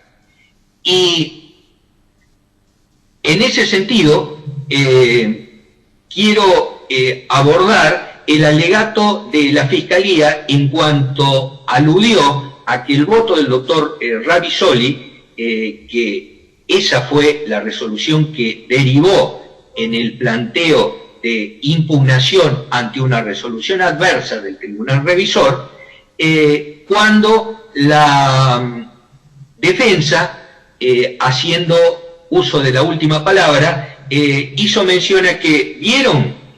La Fiscalía alude al voto del doctor Ravizoli porque no tiene argumentos para sostener la resolución de revisión. Y lo cierto es que habría que hay que fijarse en los argumentos contradictorios que utiliza en su resolución, que derivan en la revocación de la misma por parte del doctor Ravizoli. Por un lado, alude a esa situación excepcional de la pandemia, pero no la termina valorando ni la contextualiza, y en eso debo discrepar rotundamente con lo que ha manifestado la doctora Martini en este caso. Y este es un dato objetivo y verificable. Es decir, esta situación absolutamente excepcional no ha necesitado del remedio constitucional del estado de sitio. En realidad, hay un estado de sitio de hecho, y todos los ciudadanos de la provincia de Neuquén y del país hemos sido objeto de una restricción de garantías constitucionales y que tienen que ver en gran parte con la libertad de locomoción de todos. A eso ya me referiré luego. Y por otra parte, es tan contradictorio el voto del doctor Ravizoli que luego termina intimando a la oficina judicial a la realización pronta del juicio, cuando desconoce que el propio Tribunal Superior de Justicia fue el que impartió a través de una acordada que los juicios eran de imposible realización y que estaban todos necesitados de la aprobación de los protocolos sanitarios por parte del Ministerio de Salud. Es decir, yo no puedo creer que el juez de garantía se haya abstraído del contexto social, político y sanitario en que está sumida toda la humanidad, y no solo la provincia de Neuquén, sino la República Argentina y el mundo todo. Por lo que, al igual que la doctora Carolina García, entiendo que esa exhortación resulta cuanto menos de imposible cumplimiento. Porque la reanudación efectiva de la actividad judicial y la actividad estatal, que está en su mínima expresión, depende de un marco regulatorio que determina otra entidad ajena a la función judicial, que es el Ministerio de Salud.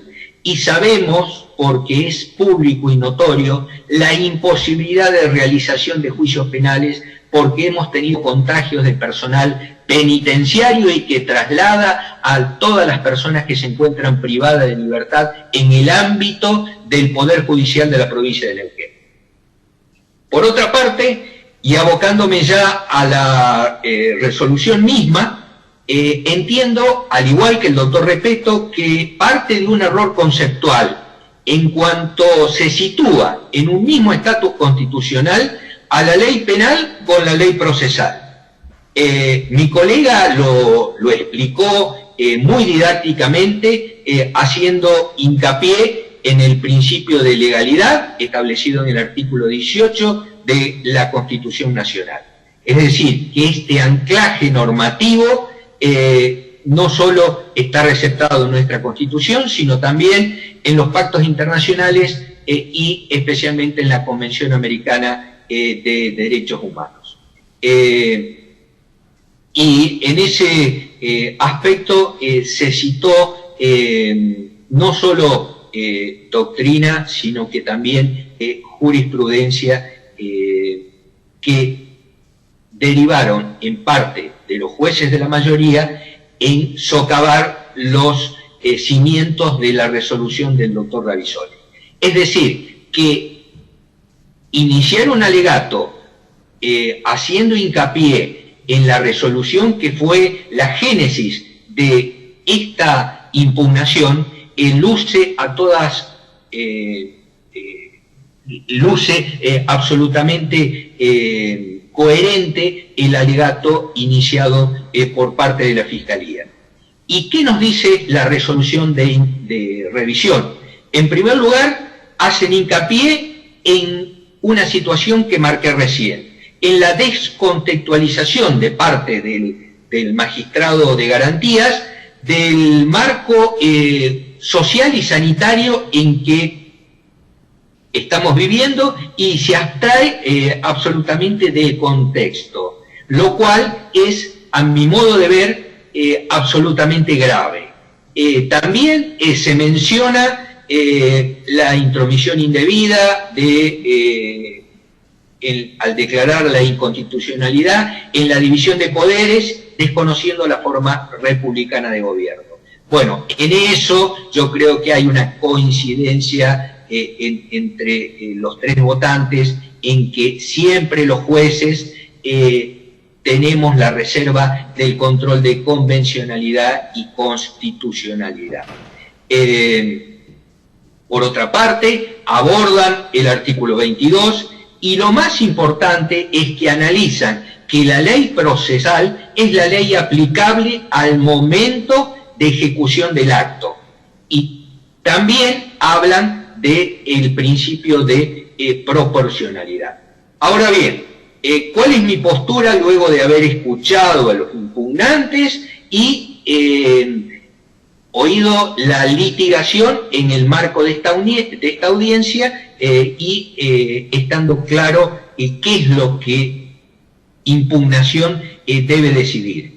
Estamos ante una ley que tiene dos características. En primer lugar, es transitoria y en segundo lugar, es excepcional. Y en eso ha estado muy claro el alegato del doctor García al hacer mención a estas dos características que tiene la ley 3234. Ahora bien, para tildar a una ley de inconstitucional, tenemos que tener en cuenta también cuál fue el marco jurídico que dio origen a esta ley. Y sin lugar a dudas, la misma fue abordada en comisión por parte de los señores diputados, quienes otorgaron participación tanto externa como interna a todos los operadores judiciales. Llámese esto colegios de abogados, Instituto de Derecho Penal, jueces, defensor general y fiscal general. Y también miembros de la Asociación Pensamiento Penal. Lo que sucede es que en el libre juego democrático de las mayorías y de las minorías, triunfó la mayoría, y en ese marco la ley fue sancionada. Mereció, por supuesto, la promulgación de parte del Poder Ejecutivo, y los jueces en este momento la estamos aplicando. Es decir, que el principio de formulación legal del derecho requiere que los jueces apliquen las normas sancionadas y promulgadas. Y además, siguiendo en esto a Genaro Carrió, que nos dice que no solo los jueces deben conocer las normas de fondo y armar estructuras coherentes, sino que deben poseer además una adecuada información de los aspectos básicos de la comunidad en que viven, en el entorno, y un conocimiento probable de las consecuencias de sus decisiones. En esto, Genaro Carrió lo dice en Notas de Lenguaje y Derecho, en la página 60 de la editorial Abeledo Perrot. Otro parámetro legal que se ha tenido en cuenta es la excepcionalidad, y esta resulta absolutamente palmaria, porque ¿qué dice el artículo primero de la ley 3234? En los casos en que los juicios no se hayan realizado o no se puedan realizar, por encontrarse suspendida la realización de audiencias de juicio, debido a la emergencia sanitaria dispuesta por la pandemia de COVID-19. Y efectivamente, ese es un dato objetivamente verificable, y no es necesario que necesite un mayor abordaje. ¿Y por qué es excepcional esta cuestión? No tiene que ver con un estado de sitio que debe ser declarado por el Congreso de la Nación. Tiene que ver con que ningún actor procesal ha solicitado o ha pedido o invocado la inconstitucionalidad de los decretos emanados del Poder Ejecutivo Nacional y los decretos del Poder Ejecutivo Provincial.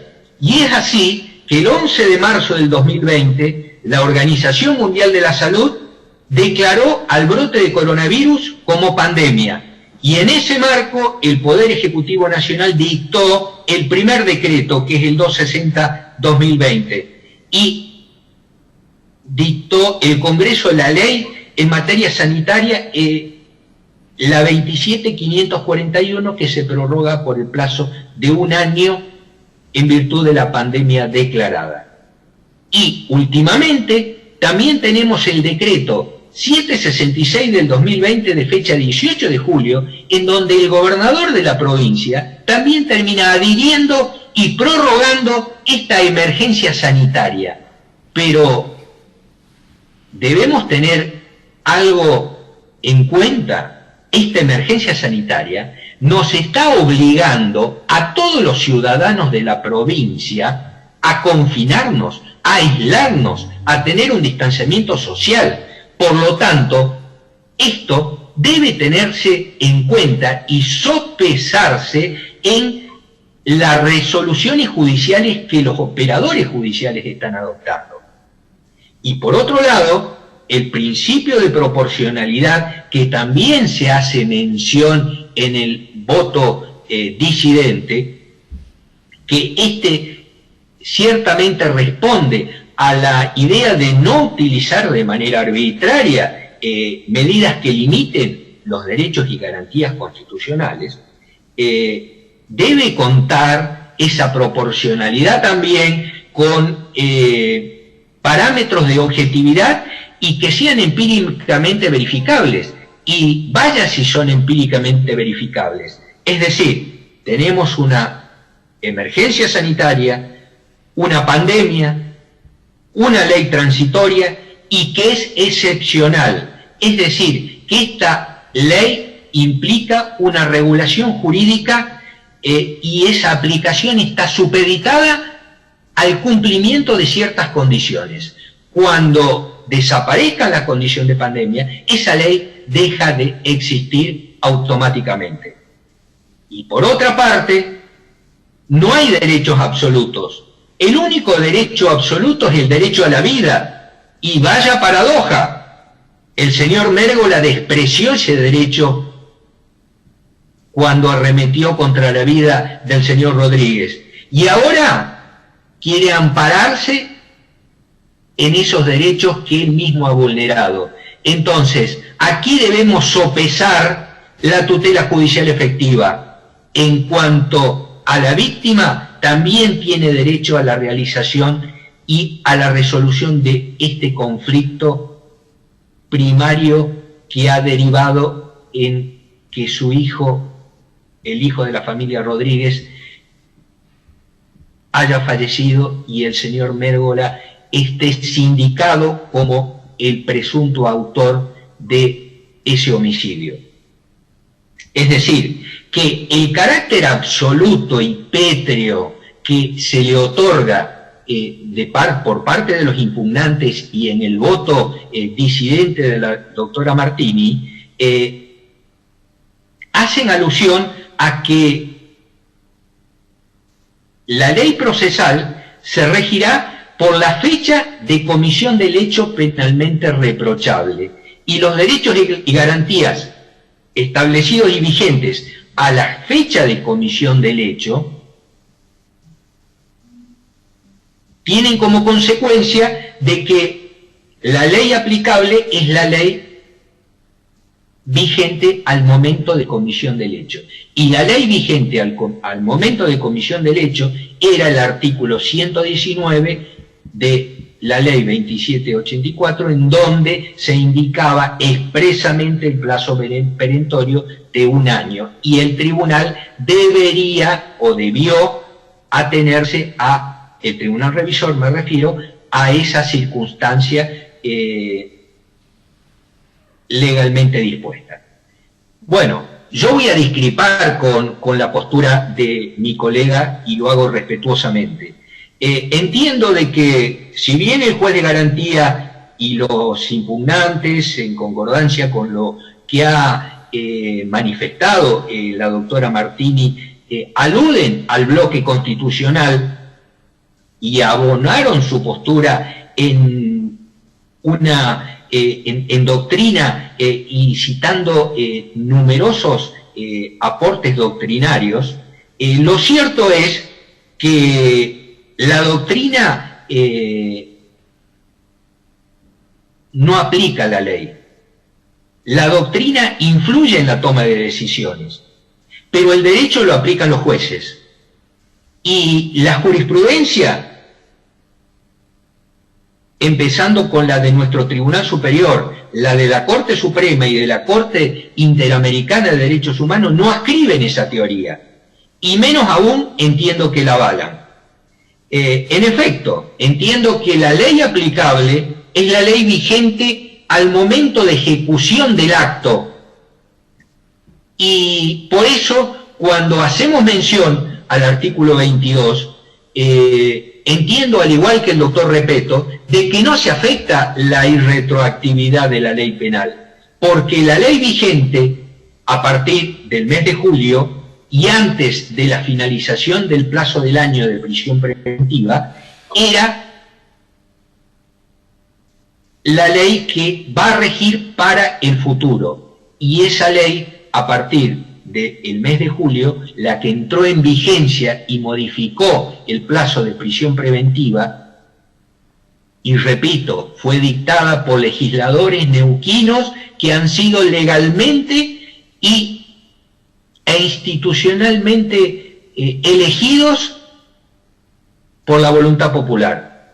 Ellos entendieron, y en esto afirmo el concepto del doctor Repetto, de que debía prorrogarse la prisión preventiva porque el legislador neuquino no ha delegado la función procesal y se lo ha reservado para legislar sobre las normas procesales,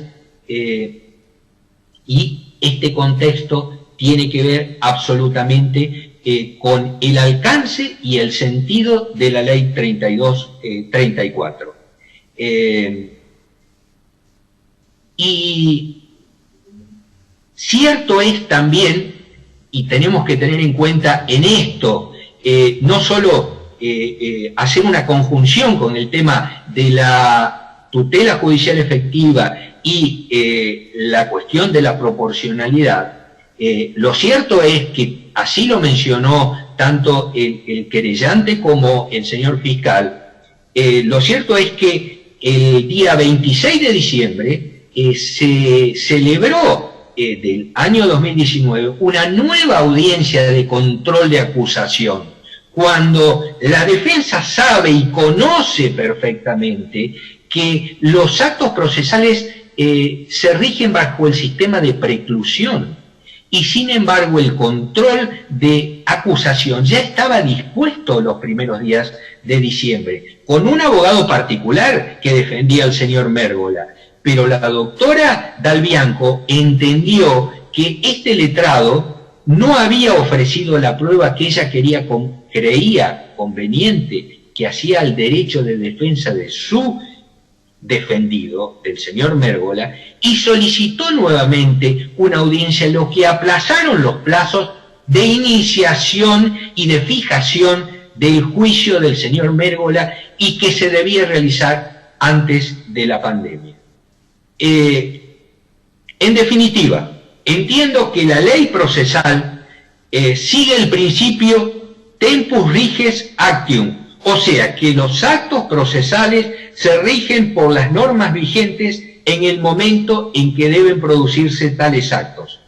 Y en la deliberación también se planteó el dilema de que si los fallos aludidos por los impugnantes y por los litigantes en general vulneraban o no garantías constitucionales. Y la respuesta es claramente afirmativa. Y en ese sentido, voy a hacer una breve mención, porque ya mis colegas han hecho una extensa alusión a los precedentes que fundaron tanto los votos de la mayoría como los de la minoría. Y en primer lugar, la Fiscalía hacía, y por supuesto el doctor Repetto, hizo mención al fallo Farías. Bueno, en realidad la resolución, el interlocutorio que dio, la interlocutoria que dio origen a que el Tribunal Superior se expidiera, tenía otro nombre que se llamaba Comisaría Segunda sobre Investigación, y en la cual estaba sindicado el señor Valerio Farías como supuesto autor de un homicidio calificado. Y en esa resolución claramente se abordó el tema de la ley procesal vigente al momento de la ejecución del acto. Y en eso el doctor Repetto, al que adscribo en toda su exposición, dio fundadas razones de por qué el fallo Farías tenía absoluta implicancia en la resolución de esta situación.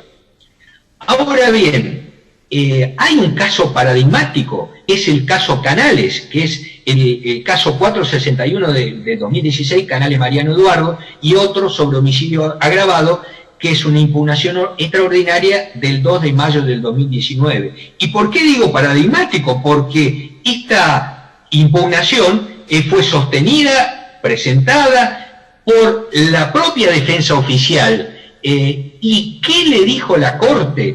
Bueno, voy a escribir absolutamente a todo lo que ha manifestado el doctor Repetto, pero ¿qué se denunciaba? Y esto lo enlazo con lo que tratamos de ver en la deliberación, si se vulneraban o no garantías constitucionales.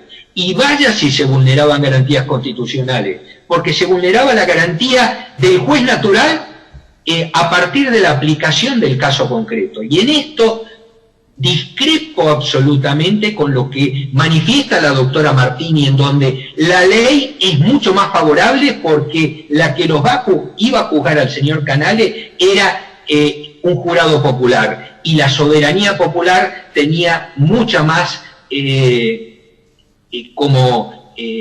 importancia que los propios jueces técnicos. Yo creo que en esto no puedo ascribir a esta teoría y en ese sentido la propia, porque esa impugnación no fue el objeto por el cual llegó a la Corte, fue el contrario. La propia defensa oficial sostenía que el señor, que los imputados que iban a ser juzgados en este juicio por jurado, sentían menguados sus derechos y ellos tenían la idea de que los jueces técnicos podían valorar y juzgar su caso bajo otra perspectiva. Entonces, la idea por la que la defensa oficial impugnó fue otra total y diametralmente opuesta a la sostenida en el voto disidente. Y en ese sentido, ¿qué dijo la Corte? Que no existía derecho adquirido a ser juzgado por un determinado régimen procesal. Y cuando hablamos de régimen procesal, nos estamos refiriendo a que ese régimen procesal puede ser modificado por el legislador provincial. Y eso lo que ha hecho nuestra legislatura al sancionar la ley 3234 y nuestro gobernador al promulgarla. Por lo tanto, entiendo que la misma deviene absolutamente constitucional. Pero, siguiendo con el análisis tal cual lo ha hecho el doctor Repetto con el fallo Canale, no solo la Corte se quedó en pronunciarse en que los actos procesales se rigen por el momento en que se va a ejecutar el acto, sino que fue mucho más allá la Corte. La Corte dijo que la Constitución en su contenido de instrumento de gobierno debe analizarse como un conjunto armónico dentro del cual cada parte ha de interpretarse a la luz de las disposiciones de todos los demás, de todas las demás. En el fallo, esto haciendo alusión en el voto del doctor Maqueda al fallo 167-121 y 236-100. Pues en sus normas, como las de toda ley, deben ser interpretadas de modo coherente, de manera que armonicen entre ellas. Ahora, también se hizo alusión al fallo de la Corte Interamericana, y este fallo de la Corte Interamericana es posterior a lo que nos han mencionado los impugnantes, inclusive al que ha sostenido su voto el doctor Bordón. Y el fallo este es del 30 de enero del 2014, y ¿estaban en juego garantías constitucionales? Claro que estaban en juego. Precisamente le habían vulnerado al señor Ali Buc el derecho a un recurso. Y en ese sentido, la Corte Interamericana fue absolutamente clara y nos da una pauta de que el principio de legalidad no se rige en las normas procesales. Y por otro lado, dijo de que la aplicación inmediata de normas que regulan el procedimiento, y entre paréntesis habla del principio tempus rigent actum, no es contraria a los principios de legalidad e irretroactividad. Y vaya si esa palabra, esa frase, no es aplicable a este caso concreto del señor Mérgola y a la ley 3234. También para hacer hincapié y aún más fundar esta postura, la Corte Interamericana, ¿qué dijo? Que el principio de legalidad, en donde no hay pena sin ley, establecido en el artículo 7 de la Corte de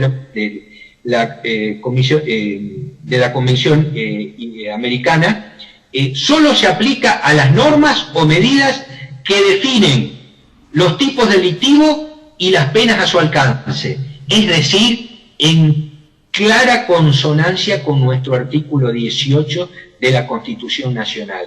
Es decir, se excluye a las leyes procesales tal como lo ha hecho la Corte en el caso Canales, como lo ha hecho nuestro Tribunal Superior en el caso Farías, y como lo estamos haciendo junto con el doctor Repetto en este caso particular que abordamos en el caso del señor Mérgola. Por eso entiendo de que la situación aplicable es siguiendo el voto del doctor Repetto, al cual adscribo en todos sus términos, pero debía, a los fines de darle legalidad y validez a esta sentencia que va a emitir el Tribunal de Impugnación, fundar el voto dirimente en favor de todos los argumentos expuestos por el doctor Repetto. Pero quiero hacer mención también a que también la doctora Martini ha hecho alusión al caso de Romero Feris, en donde ha sido por todos conocidas de que ha estado en prisión el señor Romero Feris, ex intendente de la provincia, de la ciudad de Corrientes. Ahora, los plazos que se manejaban en Corrientes y que se manejan en Nación son absolutamente distintos. El señor Romero Feris estuvo más de 3 años en prisión. Y en función de eso, entiendo que no hay un paralelismo entre esos casos y la cuestión de la proporcionalidad que se está estableciendo con la prórroga excepcional y transitoria de la prisión preventiva. Y en eso también el doctor Repetto ha sido clarísimo con resaltar la vigencia de la Ley Nacional de la prórroga de la prisión preventiva. Y tenemos dos casos que han sido paradigmáticos y que han tenido el strepito fori necesario para que toda la opinión pública los conozca, que ha sido el caso de Lázaro Báez, que ha estado más de 4 años en prisión preventiva, y el caso Fariña, en donde ha estado más de 2 años en prisión preventiva. Y en esto creo y entiendo, al igual que el doctor Repetto, que el plazo de prórroga resulta absolutamente razonable, y no solo razonable en función de hacer un paralelismo con la ley nacional que está vigente para todos los casos federales, sino en relación a la situación de pandemia que está viviendo nuestra provincia, nuestro país y el mundo entero en esta transversalidad de estos contagios masivos que ha habido en el mundo, y por supuesto en función de la imposible realización de un juicio en este contexto social y de emergencia que estamos viviendo.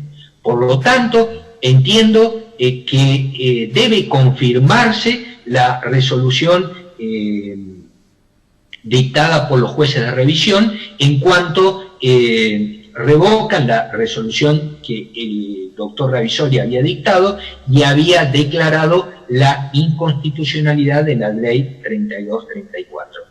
También adscribiendo, por supuesto, a lo que ha manifestado el doctor Repetto, entiendo de que la defensa oficial ha tenido argumentos y los ha sostenido para poder litigar esta situación, por lo tanto no merece la imposición de costas procesales en esta instancia.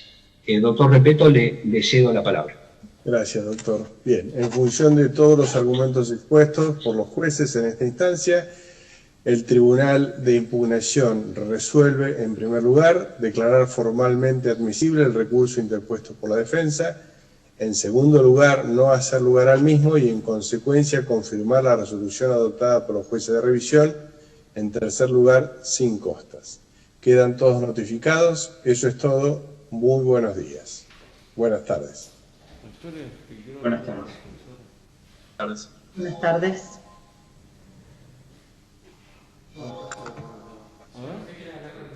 ¿Sí?